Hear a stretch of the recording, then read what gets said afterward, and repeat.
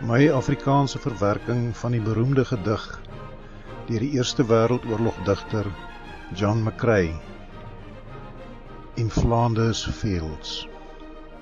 Hy was geïnspireer om die gedig te skryf op 3 Mei 1915 by die begrafnis van sy vriend luitenant Alexis Helmer, wat in die tweede slag van die Yper gesneuwel het.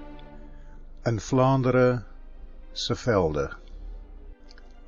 Op Vlaanders velde wyf papaverblom tussen rye kruise wit gekalk en stom, as simbole van ons stryd, en in die lug lewer ek 'n sang in dapper vlug, net hoorbaar bo kanon en bom.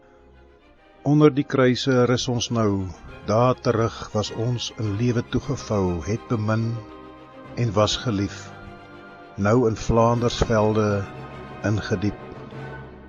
Ons geveg het ons verloor, in onmag dra ons aan julle oor die fakkel om dit hoog te hou. Op jul sal ons vertrou, om ons nie te faal, vir ons prys in Vlaandere betaal.